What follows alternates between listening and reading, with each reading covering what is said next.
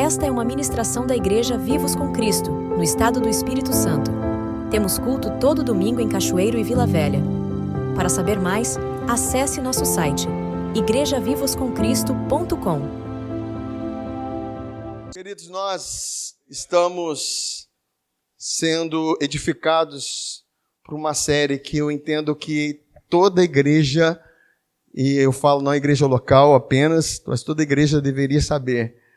E nós cremos que Deus, Ele quer que nós aprendamos a respeito do nome de Jesus, a despeito, lógico, Satanás não quer, porque nesse nome está toda a autoridade que nós precisamos. Queridos, nós precisamos andar nessa terra com autoridade. Se você não conhece a autoridade que você possui, ou você não vai exercer por direito aquilo que é seu, ou você vai ser dominado e vai viver nessa terra como um cidadão comum. Se tem algo que precisa nos incomodar, é você viver na terra como cidadão da terra, sendo celestial. Você pode dizer, eu sou celestial. A Bíblia diz que a semente divina está em você. É a semente do céu, queridos. O próprio Jesus é o verbo encarnado, a palavra de Deus que foi encarnada e veio e habitou entre nós. Entenda que a palavra, ela não volta vazia, ela cumpre o seu propósito, porque Deus enviou sua palavra para prosperar para aquilo que ela foi enviada. E certamente, Jesus sendo a palavra que foi semeada, que foi falada, que foi proferida, que é o verbo que foi feito carne, e quando ele cumpre todo o seu propósito de ir para a cruz, nós nos unimos a ele, e essa palavra que é Jesus não voltou sozinha, ele nos trouxe com ele. Entenda que Jesus nos carrega. Entenda que tudo que Jesus fez na cruz, ele fez também no seu nome. Ele fez em seu nome. Você precisa entender que quando Jesus estava na cruz, ele estava no seu nome, carregando o seu pecado, a sua iniquidade. Assim, com essa união, com essa unidade que há entre nós em Jesus, da mesma forma que nós fomos unidos na sua morte, nós também fomos unidos na sua ressurreição. E a Bíblia diz que hoje ele está diante do Pai, ainda carregando o nosso nome. Ele nos representa no céu. Nós temos uma representação no céu. O sacerdote, ele faz isso. Por isso que Jesus também é chamado de advogado. Ele fala assim, filhinhos, eu falo essas coisas para que vocês não pequem, mas se porventura vocês pecarem, vocês têm um advogado.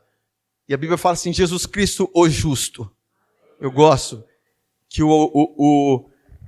aquele que foi escrever a Bíblia, que foi traduzir, escreveu e não deixou o J de justo com J minúsculo.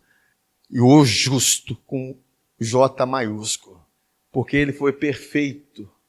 Ele é perfeito. Ele foi feito homem para se tornar nosso representante, nosso sumo sacerdote. E hoje ele está diante do Pai intercedendo por nós.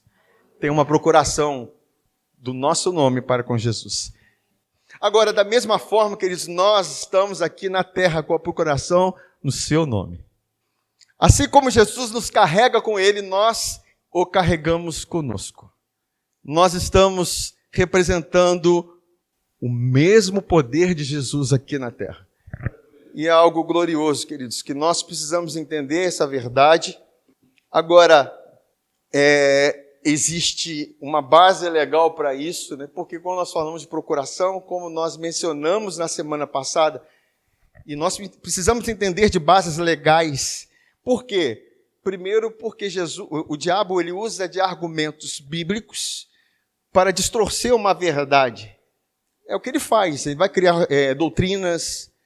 Por isso que muitas igrejas estão cheias de doutrinas de homens, doutrinas de demônios, baseado em experiências próprias. Nenhuma experiência serve para trazer doutrina. A doutrina, ela por si só, ela já tem a sua suficiência. E nós fomos chamados para crer na doutrina, independente das experiências. Eu não creio que Jesus cura todos. Por causa da sua experiência, você não crê, mas a Bíblia diz que todos que foram até Jesus foram curados. Então nós temos que aprender que a nossa batalha é na nossa mente, queridos. E enquanto a sua mente não é liberta, sua mente não tem fortalezas arrancadas e argumentos desfeitos, você anda debaixo dessa mentira. E Deus nos deu o Espírito da verdade para nos guiar em toda a verdade. E entender essas verdades, e quando você conhece a vontade de Deus para a sua vida, para a vida da humanidade, e você sabe que você carrega o nome que está acima de todo nome com você, e toda autoridade está nesse nome, você tem autoridade para desfazer as obras do diabo. Porque a quantidade de pessoas oprimidas que tem são muitas. E a verdade, há uma expectativa para que nós, como os filhos de Deus, manifestemos as obras dele. Mas só que para nós manifestarmos as obras do Senhor, precisamos entender quem de fato Jesus é para nós e quem nós somos nele. Isso é uma verdade que, infelizmente, são ensinos que não se pregam de maneira muito clara e nem incidente, né?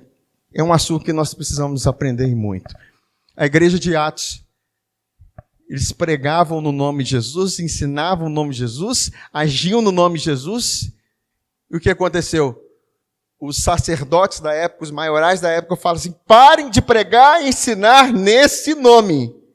Literalmente, eles estavam possuídos para dizer: parem de ensinar sobre essa doutrina. Uma vez que o inferno não quer que nós aprendamos o nome de Jesus, mesmo porque quando você aprende o nome de Jesus e anda debaixo da autoridade desse nome, ele sabe que você é um Jesus em potencial na terra. Você vai desfazer as obras dele. Eles não têm algo mais gratificante de que você ver uma vida liberta. Alguém que estava preso por correntes, envolvidos por pensamentos das trevas, e estava aprisionado, e às vezes ficam anos e anos debaixo dessa prisão. Por isso que Isaías 61 diz que o Espírito do Senhor está sobre mim, e ele me ungiu para pregar libertação aos cativos, dar vistas aos cegos. E a pregação tem que ter esse cunho, tem que ter essa perspectiva, porque o poder de Deus está no Evangelho. O Evangelho não revela a justiça dos homens, o Evangelho revela a justiça de Jesus. Aquilo que ele fez na cruz, a sua obra perfeita. Cristo tem mais ou menos umas 4 mensagens a respeito desse nome que nós vamos seguir, porque nós vamos estar saturados, não da forma estar cheios disso, mas transbordantes disso. Nós vamos ser tão incomodados que nós não vamos aguentar ver uma pessoa presa sem você agir no nome de Jesus ali e libertar. Fala assim: eis-me aqui, Senhor. É isso, queridos. Enquanto nós vamos recebendo a mensagem, nós também vamos sendo libertos, queridos, de pensamentos, de correntes, de tantas coisas que tentam nos prender. Agora, eu quero ler com vocês algumas coisas que Jesus falou no Evangelho de João, no capítulo 14, versículo 16 a 20. Jesus disse assim: e eu rogarei ao Pai, e ele vos dará outro Consolador, a fim de que esteja para sempre convosco. Entenda que quando Deus deu o Espírito Santo a você, ele deu para viver para sempre com você. O que mantém o Espírito Santo em você é a sua confiança em Jesus. Saber que você tem um advogado, você tem um intercessor, você tem alguém que intercede por você. É certo que o diabo, ele não quer que nós saibamos que nós somos morada do Espírito Santo. É certo que o diabo não quer que você saiba que você é ungido por Deus. Porque uma vez que você não tem essa consciência, você não anda nessa verdade. E vai ter um momento que nós vamos falar sobre a unção para agir nesse nome. Amém? Que é tão importante. Mas entenda, queridos, que existe uma verdade. O Espírito Santo nos foi dado para que ele esteja para sempre conosco. Quem está falando isso não sou eu. É Jesus. Ele vai estar para sempre. Fala assim, ele está para sempre comigo. Aí ele continua falando aqui, o Espírito da verdade que o mundo não pôde receber, porque não vê nem o conhece. Vós o conheceis. Fala assim, eu conheço. Porque ele habita convosco e estará em vós. Não vos deixarei órfãos, voltarei para vós outros. Ainda por um pouco, e o mundo não me verá mais, vós, porém, me vereis, porque eu vivo, vós também vivereis. Jesus, ele anuncia uma união, queridos, entre nós e ele. Entende? Tudo o que acontece com Jesus, daqui para frente, acontece conosco. Por causa dessa união. Nós fomos unidos a ele na sua morte, também estamos unidos na sua ressurreição. Jesus se tornou herdeiro de todas as coisas, nós também somos co-herdeiros com ele. Jesus herdou um nome que está acima de todo nome, e esse nome nós carregamos por herança também. A base legal de uma herança é você ter nascido na família. Nós somos a família de Deus, por causa do sangue de Jesus. Entenda isso. E Jesus está dizendo que também viveremos, e naquele dia, que dia? O dia que ele enviasse o Consolador, o Espírito Santo, vós conhecereis que eu estou em meu Pai, e vós em mim, e eu em vós. Então, o Espírito Santo em você, ele está indicando, ele está te revelando que você está em Jesus. Por que você está em Jesus? Porque você está sendo representado por ele no céu. Por isso que a Bíblia diz que Jesus é o sumo sacerdote da nossa confissão. Você confessa o seu nome. Você crê naquilo que a sua palavra diz. Você declara essa verdade que está na palavra. E a Bíblia diz que todas quantas são as promessas de Deus para nós, tem em Jesus o sim e por ele o amém. Então, quando você diz, Senhor, eu creio, pelas suas pisaduras eu fui sarado, Jesus está dizendo, sim, porque o sumo sacerdote faz isso para todas quantas são as promessas de Deus para nós. E se você ficar calado? Aí eu volto à pergunta que eu fiz para Deus. E se Deus ficasse calado quando o mundo estava em trevas, sem forma, vazio, e Deus não dissesse, haja luz, não haveria luz. O Espírito estava lá, pairando sobre a face das águas. Mas Deus disse, haja luz. Porque Deus sabe da autoridade que tem a sua palavra. E você precisa saber a autoridade que tem a palavra de Deus na sua boca. Para que você venha chamar existência as coisas que não são como se já fossem. Entenda, queridos, isso é uma verdade para nós.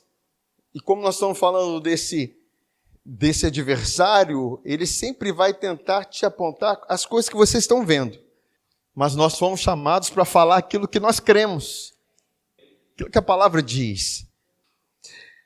E Jesus, ele faz essa promessa. Eu estou trazendo para vocês algumas coisas a respeito do Espírito Santo. Em Lucas, no Evangelho de Lucas 24, 49, ele diz assim, eis que envio sobre vós a promessa do meu Pai. Permanecei, pois, na cidade que é Jerusalém, até que do alto sejais revestidos de poder. Então existia uma expectativa. Quando viesse o Espírito Santo, eles iam saber que eles estariam em Jesus e Jesus estaria neles. Até que em Atos, capítulo 1, versículo 4 a 5, diz assim, e comendo com eles, determinou-lhes que não se ausentasse de Jerusalém, mas que esperassem a promessa do Pai, o qual disse ele, de mim ouvistes. Porque João, na verdade, batizou com água, mas vós sereis batizados com o Espírito Santo, não muito depois destes dias.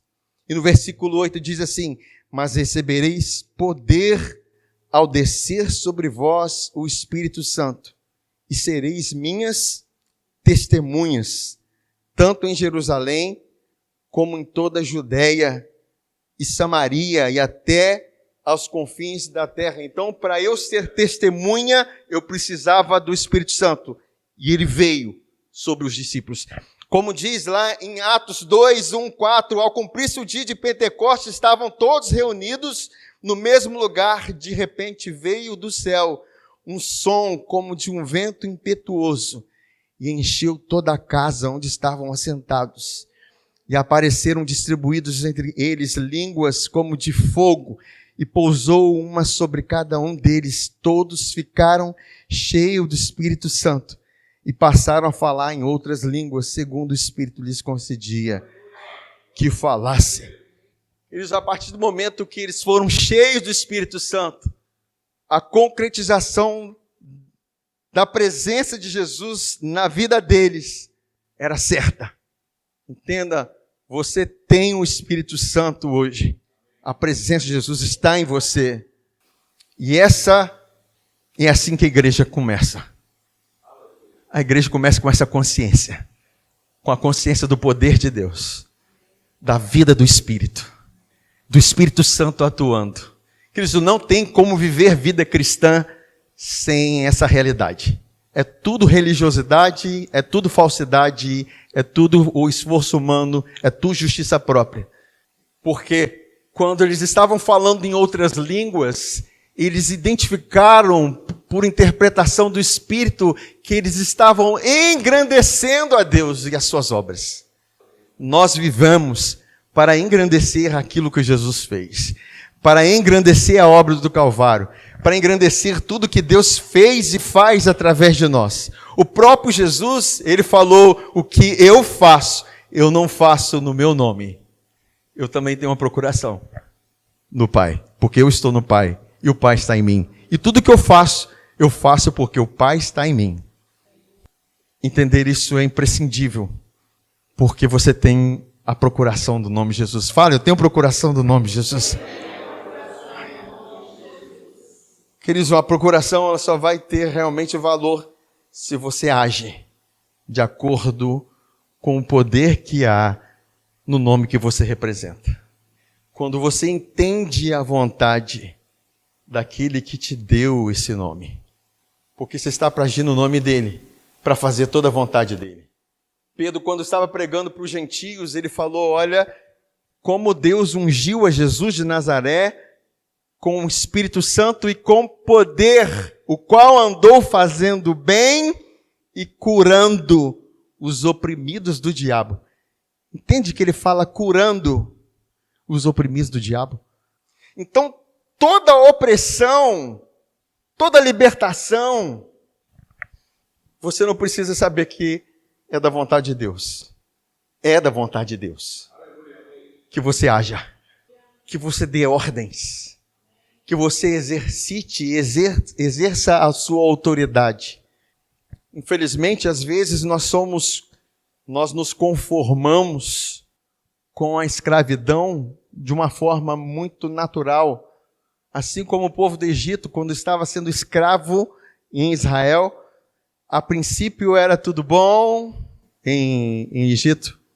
A princípio era tudo bom, mesmo porque na época quem estava como governador no Egito era José, e veio a caravana de Jacó, seu pai, e eles foram muito bem recebidos. Morre José, troca-se o faraó e começa a opressão. E eles não começaram a perceber a escravidão em que eles estavam. E Deus chama o Egito de casa da servidão. Casa é um lugar muito de aconchego, em que você está desarmado. Você não carrega armas na sua casa. Você está em conforto. E quando Deus chama o Egito de casa da servidão, quer dizer que você está se sentindo confortável no meio da escravidão. você está se sentindo bem como escravo. E esse é o grande perigo, queridos. Porque se você não tem a vontade de ser liberto e de libertar, como que essa mensagem pode entrar em você e fazer tudo aquilo que essa mensagem está proposta para fazer?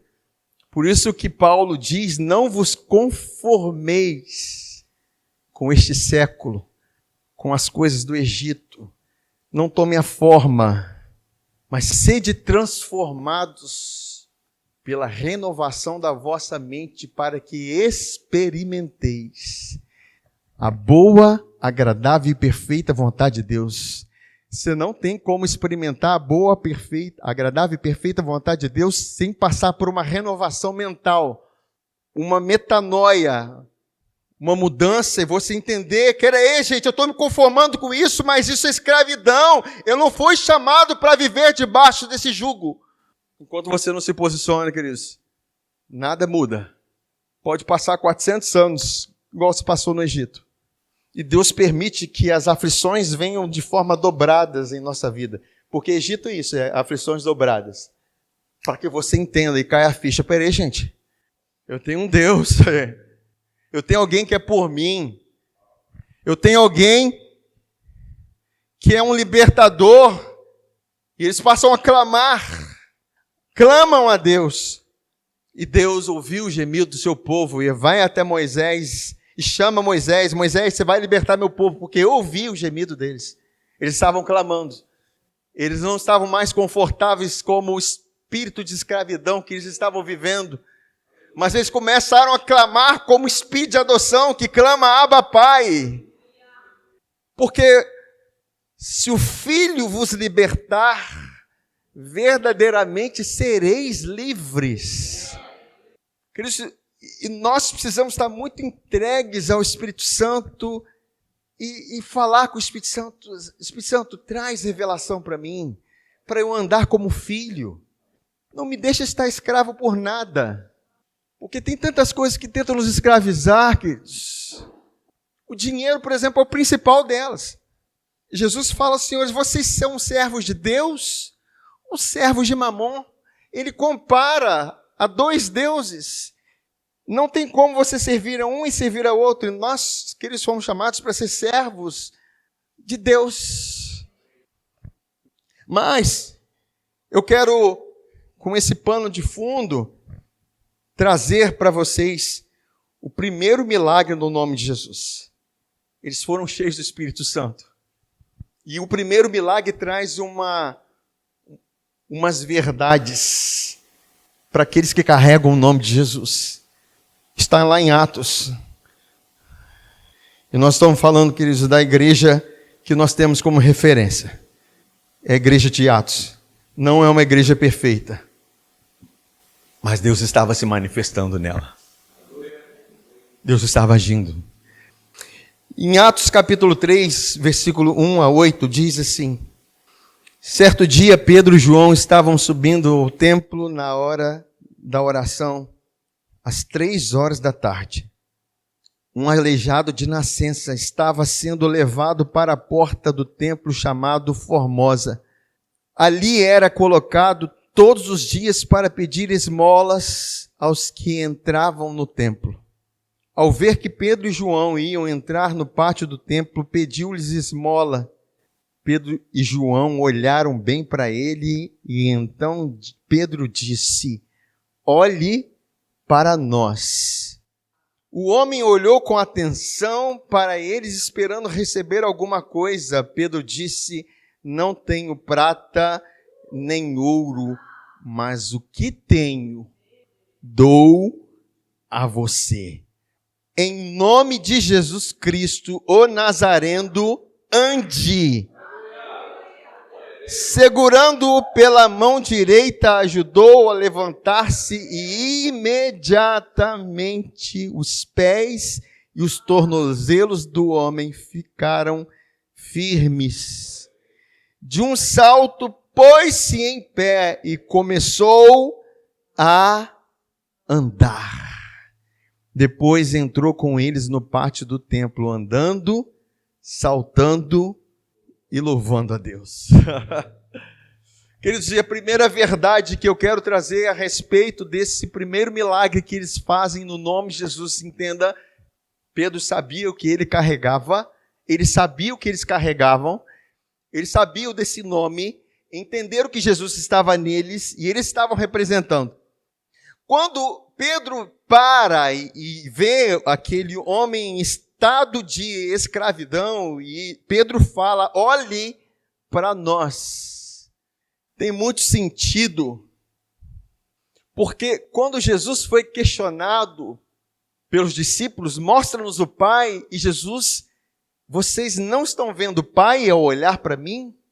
Quem me vê a mim, vê o Pai. Entenda que eu estou no Pai e o Pai está em mim. E quando Pedro está dizendo, olha para nós, é como se ele dissesse, você não vê Jesus? Não sabe que eu estou em Jesus, Jesus está em mim? E essa é a intenção, e essa é a verdade que nós precisamos entender. Quem me vê, vê Jesus. Você tem que ter essa consciência. Cristo, não se preocupe com a sua imagem, porque você tem do alto uma imagem celestial. Deus, quando olha para você, Ele não vê uma pessoa comum. Nós cantamos aqui que nós vemos como por espelho.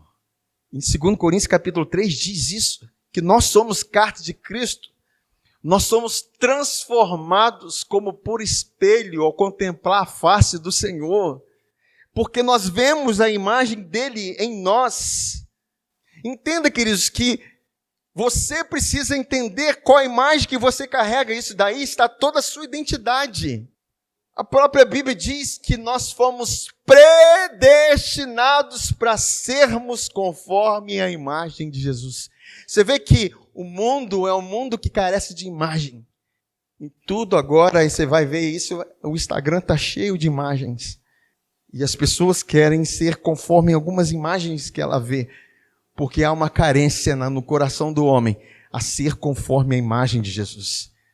E isso é algo que realmente transforma nossas vidas. Eu, contudo, graças à tua justiça, entende? Você precisa entender a justiça que foi feita por você na cruz. Jesus foi feito pecado, ele não cometeu pecado, e foi feito pecado por Deus. Nós fomos feitos justiça, porque Jesus foi feito pecado. Então, é essa justiça que nos foi dada, que nos dá a possibilidade de entrar sem véu e contemplar quem de fato nós somos. Moisés chegou, Senhor, mostra-nos a tua face, mostra-nos a tua glória. E Deus falou, eu não posso mostrar a minha face sem que você morra. Por isso Jesus, na cruz, ele morre, sendo feito pecado no nosso lugar, nos dá a sua justiça, e agora nós podemos ver a sua face. Você tem aquilo que Moisés não tinha. Você tem aquilo que Elias não tinha. Você tem aquilo que Davi não tinha. Você tem aquilo que Eliseu não tinha. Você tem a concretização da justiça. Você tem o Espírito Santo em você. Você tem a glória de Deus à sua disposição. E o grande problema é que nós queremos viver no passado, sendo que nós temos, de fato, no presente, aquilo que nós precisamos. Aquilo que os profetas ansiavam está à nossa disposição pela graça. Por isso que Paulo, ele fala assim, olha, não tendo justiça própria que vem da lei, mas a que vem pela fé, a fim de o conhecer e o poder da sua ressurreição. Seu desejo é conhecê-lo. E aqui no livro de Salmos, ele traz um vislumbre dessa realidade para nós. Eu, contudo, graças à tua justiça, verei a tua face. Quando despertar, por que despertar? Porque você está contemplando a glória, você está contemplando a luz. E o que a luz faz? Ela te desperta. Quando você está, queridos, quando o sol começa a bater na sua janela, você vai acordar. E ali está dizendo, quando despertar, terei a plena satisfação de ver a tua semelhança em mim. Isso é glorioso. Quantos de nós não sofremos carregando a imagem do nosso pai terreno? Carregando a imagem de Adão. Carregando a imagem da queda. Agora nós carregamos a imagem da ressurreição. A imagem da vida. Ou a imagem da justiça. Queridos, é Deus que fez isso por nós.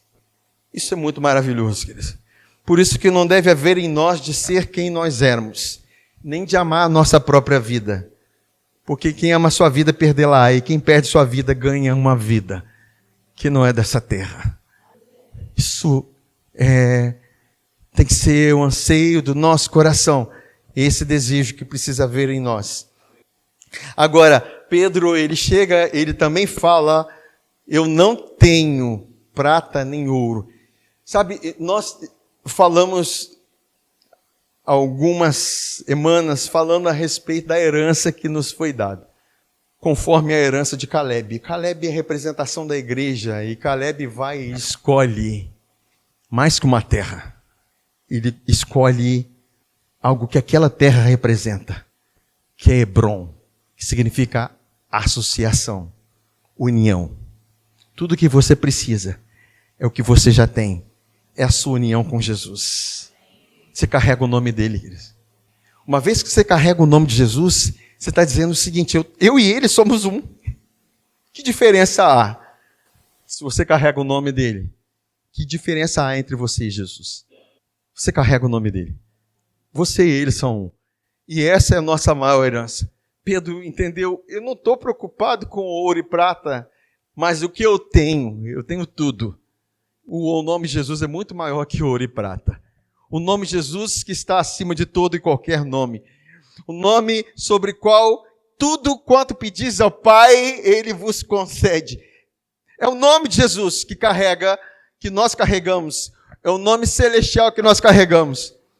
E Pedro, ele fala, eu não tenho ouro e prata, mas aquilo que eu tenho, eu te dou.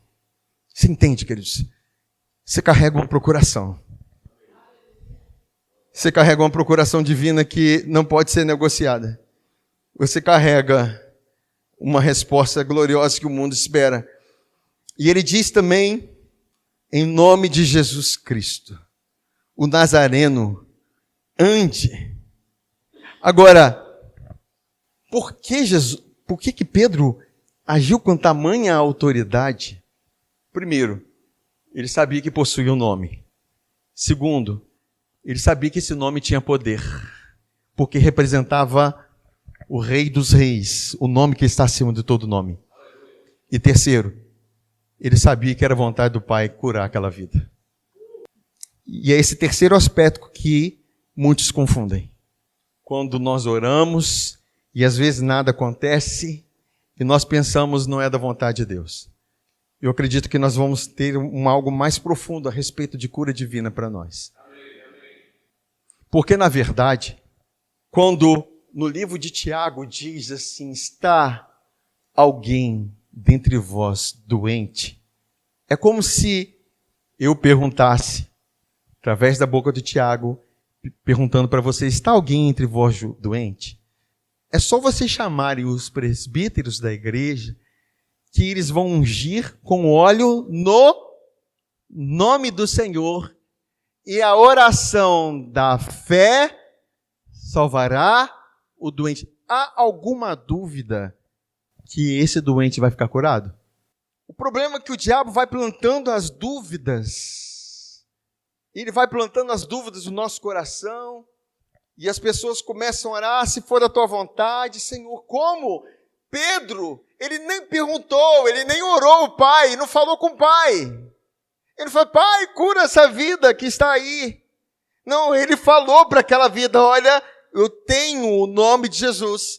Eu sei o poder que há nesse nome. E eu digo a essa vida, a você, ande. Entende? Ande.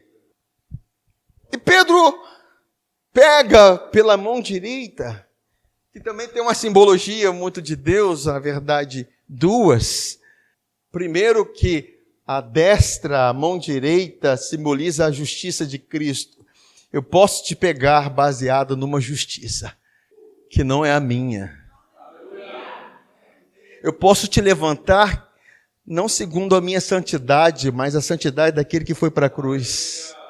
Eu posso atuar nessa justiça sobre a qual os fariseus alegam ter, mas neles não haviam poder, mas nessa justiça e o Evangelho revela essa justiça de fé em fé, para que verdadeiramente vocês sejam livres e recebam o poder de Deus. Queridos, entendam que tudo o Evangelho é baseado nessa justiça.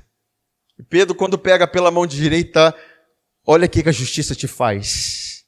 A justiça te levanta. Vocês lembram quando o barco onde Paulo estava para ser preso naufragou? E eles foram parar numa ilha, a ilha de Patmos. A ilha de Patmos? Não, de Malta. É o de Patmos é que o João estava. É muita ilha. Mas eu sei que eles foram parar e lá tinham alguns povos. E eram povos como um povo indígena. E Paulo foi fazer uma fogueira, juntando gravetos. E quando ele pega um graveto, uma serpente vai e pica a mão de Paulo. E aqueles nativos, os nativos daquela região, viram isso e falam: a justiça não deixa esse homem viver. Quando, na verdade, a justiça que Paulo carrega é o que faz viver. Para os homens, a justiça está baseada naquilo que eles fazem. Para nós, a igreja, a justiça está baseada naquilo que Jesus fez. A vida está na justiça de Cristo. Está naquilo que Ele fez.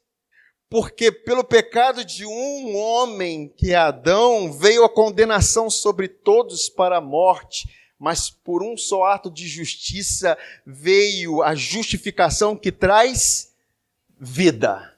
A justificação traz vida. Você pode dizer: eu sou justificado pela fé? Eu sou justificado. Então receba vida no nome de Jesus. Receba saúde no nome de Jesus. Receba vigor, receba poder, receba aquilo que você precisa, queridos. Que a justiça da cruz foi feita para te trazer vida. Jesus não veio para trazer morte. Quando a enfermidade tenta nos tocar e trazer sintomas, males para nós, é o princípio da morte, mas Jesus não veio para trazer morte. Eu vim para que tenham vida. E não é qualquer vida, é uma vida abundante, regozijante, uma vida cheia de vida, uma vida que não acaba, uma vida que não perece, uma vida eterna, e a vida eterna está em nós. E eu creio, queridos, que nós somos a geração do arrebatamento. Nós não estamos esperando a morte. Nós estamos esperando a ressurreição dos corpos, dos nossos corpos. Nós estamos esperando o arrebatamento. E pode ser a qualquer momento, queridos. Agora, eu quero ser arrebatado, cumprindo o propósito para o qual eu fui chamado. Trazendo vida, pregando, falando dessa justiça. Esse tem que ser o seu desejo, queridos. Estar aqui nessa terra, cumprindo a vontade de Deus, fazendo a vontade dEle. Agora, em Atos, no capítulo 3, versículo 11 a 12, após essa cura, diz assim: admirados correram todos para o pórtico de Salomão, onde o homem permanecia com Pedro e João, e não se afastava deles. Pedro, percebendo o que ocorria, dirigiu-se à multidão. Povo de Israel, por que ficam surpresos com isso? Disse ele. Por que olham para nós como se nós tivéssemos feito este homem andar por nosso próprio poder ou devoção? A resposta de Pedro: vocês acham que nós fizemos esse homem andar por causa do nosso próprio poder, ou santidade, ou devoção? E isso, queridos, que é uma chave gloriosa que eu vejo, porque é muito bom nós termos a consciência disso, porque você vê tantos homens que têm dons mesmos espirituais, porque eu não vejo aqui um dom espiritual ativo, eu vejo uma fé ativa no nome de Jesus. Existem diferenças entre um dom espiritual, em que a pessoa tem um dom para manifestação de cura, mas existe a cura que acontece pela fé no nome de Jesus, que é o caso. Pedro, quando ele estava orando, ele tinha consciência, eu vou impor as mãos, eu vou orar e vou falar no nome que eu carrego, que tem poder. E eu sei que esse nome foi para isso. E eu uso não por causa da minha santidade ou da minha justiça. Eu uso por causa da santidade desse nome. Lembra que quando Jesus está orando o Pai Nosso, ele diz, santificado seja o teu nome. E realmente o Pai santificou o nome dele através da vida de Jesus. Porque Jesus representava muito bem esse nome. E agia conforme o poder que há no nome do Pai. Jesus não agiu no seu nome. Ele agiu no nome do Pai.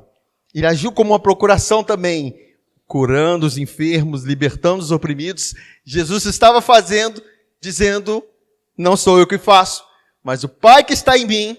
Jesus não está fingindo, queridos. O Pai que está em mim que faz as obras. Então Pedro, com essa mesma consciência, não sou eu que faz. Só que homens, que eu digo que são de Deus, muitas vezes têm o dom e trazem para si a glória. Porque eu jejuei, porque eu subi o monte, pode vir, traz, vem, porque eu me consagrei, porque eu fiz isso. Olha como que está centrado no homem. Aí as pessoas vão atrás dos homens. E Pedro dá uma resposta. Não tem a ver comigo. Tem a ver com o nome que eu carrego. Hoje a igreja é uma igreja, na sua boa parte, que é uma igreja menina que idolatra homens, que estão atrás das curas por causa dos homens, que têm seus dons. E esses homens se aproveitam dos dons que eles carregam. Agora, a resposta de Pedro, para mim, já é algo muito interessante. Aqui no versículo 13 a 16, ele traz a explicação. O Deus de Abraão, está na revista corrigida, o Deus de Abraão e de Isaque e de Jacó, o Deus de nossos pais, glorificou a seu Filho Jesus, a quem vós entregastes e perante a face de Pilatos negastes, tendo ele determinado que fosse solto, mas vós negastes o santo e o justo. Para quem Pedro aponta a santidade e a justiça? A Jesus. Queridos, você carrega a santidade dele, você carrega a justiça dele. Por isso que a Bíblia diz que Jesus foi feito por nós justiça, santidade, redenção, sabedoria. Isso é tão importante entendermos. E pedistes que se vos desse um homem homicida, que foi Barrabás, e matastes o príncipe da vida, ao qual Deus ressuscitou dos mortos, do que nós somos testemunhas. E pela fé no seu nome, fez o seu nome fortalecer a este que vedes e conheceis. Há poder no nome de Jesus. O diabo, ele tenta fazer com que o nome de Jesus seja algo comum na boca das pessoas. Todas as pessoas falam o nome de Jesus, eles nem sabem o que estão falando. Porque ele tenta banalizar isso, ele tenta trazer algo comum quando Deus santificou. Deus não quer que nós tornemos comum aquilo que ele santificou. E Deus santificou o nome do seu filho. Deus deu à igreja o nome do seu filho, para que a igreja haja nesse nome, não fala de uma forma banal, mas fala consciente que há poder nesse nome realmente para libertar, curar, salvar, porque não há outro nome dado entre os homens pelo qual devamos ser salvos, a não ser o nome de Jesus. E nós precisamos orar: Pai, glorifica o nome do teu filho na minha vida. Que o nome de Jesus tenha peso na minha boca. Que o nome de Jesus tenha consideração nos meus lábios. Que o nome de Jesus tenha realmente a consideração devida. É que Pedro está falando. Pela fé no seu nome, fez o seu nome fortalecer a este que vedes e conheceis. E a fé que é por ele, deu a este na presença de todos vós, esta perfeita saúde. No nome de Jesus tem saúde, queridos. Você precisa entender o que carrega esse nome. Esse nome tem tudo o que nós precisamos, queridos. Essa é uma verdade gloriosa que nós precisamos entender. E essa é isso que nós precisamos entender. Em versículo 16, eu trouxe a versão Viva, que traz de uma forma mais clara, que assim foi o nome de Jesus que curou este homem. E vocês sabem que ele era coxo antes. A fé no nome de Jesus, a fé que vem por meio dele, é que produziu essa cura perfeita, como todos podem ver. Entenda por que nós estamos fazendo a série do nome de Jesus? Tem propósito, queridos, para que você tenha fé nesse nome, para que você haja nesse nome, para que você use esse nome, para que você glorifique a Deus nesse nome e tenha resultados na sua vida. Queridos, Deus te chamou para usar esse nome, para você carregar esse nome. E isso é tão forte na vida de Pedro, já estou terminando, dois últimos versículos que eu vou ler com vocês, que está lá em Atos 9, 33 e 34. E achou ali certo homem chamado Enéas, jazendo numa cama havia 8 anos. Eu paro agora na mente de Pedro, isso é algo que nós podemos pensar com tudo aquilo que ele recebeu de Jesus. Ele lembrou de Jesus curando a sua sogra que estava com febre. E Jesus libertou a sogra dele. Pedro viu uma menina sendo ressuscitada, a filha de Jairo, que estava na cama.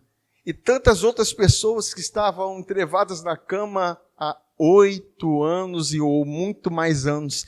Pedro olhou: meu Deus, não convém que liberte essa mulher que há tanto tempo está escravizada e oprimida nessa condição? E o que Pedro faz? Havia, jazendo numa cama, havia 8 anos, o qual era paralítico. E disse-lhe Pedro: Enéas, Jesus Cristo te dá saúde.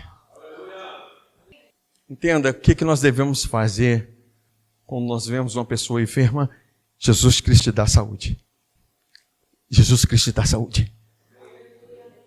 É lógico que hoje tem muitos recursos da medicina, das drogas, né, das drogarias, das farmácias. Mas, queridos, eu estou falando de um recurso celestial. Deus abençoa a medicina, Deus abençoa os medicamentos, sim. Mas eu estou falando de um caminho mais excelente. Vocês conseguem enxergar um caminho mais excelente? E Pedro diz: Enéas, Jesus Cristo te dá saúde. E ele não faz nenhuma oração. Senhor, se for da tua vontade, que isso é a coisa mais religiosa que tem. Quando você tem a consciência da vontade de Deus a respeito disso, te dá nojo ouvir isso. Porque se tem uma coisa que o religioso sabe fazer, é se encaixar numa doutrina, e quando algo não funciona, você diz, é porque Deus não quis. E você se conforma com aquilo. Não, queridos. A Bíblia diz, sujeitai-vos a Deus, resisti ao diabo, e ele fugirá de vós. Tem um homem de Deus, Smith Wigglesworth, ele chamava o câncer de diabo. Ele chamava qualquer enfermidade de diabo. Ele era tão assim, que na hora de orar pelo enfermo, ele começava a socar a pessoa como se estivesse socando o diabo, que ele ficava tão enraivado. Sério, irmãos. Não é assim, Jean? Ele fazia isso. Ressuscitou várias pessoas. Mas é a consciência que esse homem tem ao tratar uma enfermidade. Hoje as pessoas tratam, é a minha enfermidade. É a minha dor. É o meu sintoma. É o meu câncer. Não, queridos. Nós temos que olhar e falar assim, diabo, você não tem poder sobre minha vida. Nós temos que verdadeiramente dar uma ordem, queridos. Pode persistir os sintomas, mas que a sua fé persista sobre os sintomas. Vocês estão me entendendo, queridos? Porque uma vez que eu trato uma enfermidade como minha, é diferente. Quando Pedro tratou, Pedro disse, o que eu tenho? O nome que te dá saúde. Muitos se gloriam, eu tenho plano de saúde. Pedro se gloriava no nome que dá saúde. Amém, queridos? Quando vier uma dor no seu corpo, quando vier algum sintoma, exija que esse sintoma e essa dor saia do seu corpo. Amém? Exija. E não tem problema nenhum se os sintomas permanecem, você não vai ser condenado por isso. Mas você precisa ter essa inconformidade na sua vida. E dizer, eu não posso carregar aquilo que Jesus já carregou sobre o corpo dele. Eu não posso carregar. E é tão dos infernos o que a religiosidade faz, que não tem nem palavras, queridos. O problema é que muitos louvam a Deus por aquilo que Ele não chamou e não está. A Bíblia diz assim, se nisso algum louvor e alguma virtude, e seja isso que ocupe o seu pensamento. O nosso pensamento tem que estar ocupado com o nome de Jesus. Nós estamos diante do nome que está acima de todo nome. Eu carrego esse nome. E nós seremos libertadores, e nós somos libertadores. Nós carregamos esse nome. E nós precisamos estar inconformados. Não importa o lugar que você estiver, queridos. Você tem que chegar e falar assim, posso orar por você? Coloque a mão na pessoa e ore. Amém? Os resultados não são responsabilidade sua. É responsabilidade de quem disse que faria. A Bíblia diz, porão as mãos sobre os enfermos e eles ficarão curados. Quem disse que vai fazer isso? A fé é você confiar que Deus faz aquilo que disse que faria. Amém, irmãos? E o que aconteceu? Levanta-te! Arruma a tua cama, dobra aí. Não esquece de dobrar o lençol não, hein? A cura tem que ser completa. Não vai deixar a cama desarrumada não. Não viu? Tem que arrumar a cama, hein? E logo se levantou. Vocês querem isso para a vida de vocês, queridos? Queridos, é isso. E comece sobre o seu corpo. Vamos colocar de pé. Você não é o seu corpo, você é o seu espírito. Você é, o Espírito habita em você.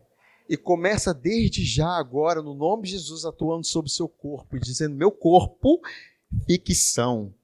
Dor saia do meu corpo. Haja no nome de Jesus, queridos, debaixo dessa verdade. Diga assim: toma, sai da minha vida. Agora meu sangue fique bom. No nome de Jesus, você carrega esse nome e começa a declarar na autoridade que te foi dada nesse nome. E eu concordo com você agora a cura, eu concordo com você agora que a dor saia, que esses sintomas vão embora. No nome de Jesus eu declaro saúde para você, porque o nome de Jesus te dá saúde. Queridos, mas às vezes nós ficamos tão... Queridos, se você não fica indignado e não age com autoridade, isso vai tomar conta da sua vida, queridos. No nome de Jesus, declare isso com força. Isso faz mal para você, isso não te pertence. E Deus não veio para te dar enfermidade, Ele veio para te trazer saúde, para trazer vida para você. Declare, eu declaro o nome de Jesus Cristo sobre você. Eu declaro saúde perfeita no seu corpo. Agora tendões, agora se ajeitem. No nome de Jesus, cresçam. No nome de Jesus eu declaro vida, saúde. No nome de Jesus. No nome de Jesus. Obrigado, Pai, pela tua unção nesse lugar. Obrigado pela tua virtude nesse lugar. Pela tua glória nesse lugar. Pela tua vida nesse lugar. Nenhum espírito de enfermidade fica no nosso meio. Nós rejeitamos, mandamos embora. Nesse nome, nós concordamos com a nossa cura. O nosso corpo são.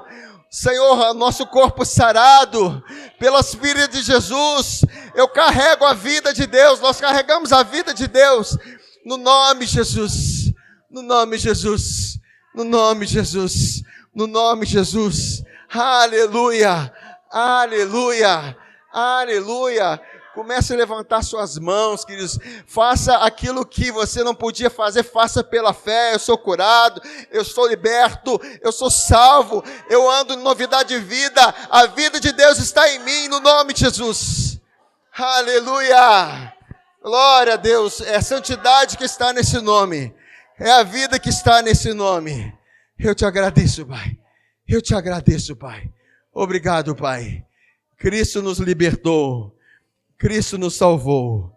Nós te damos graça, Pai, no nome de Jesus.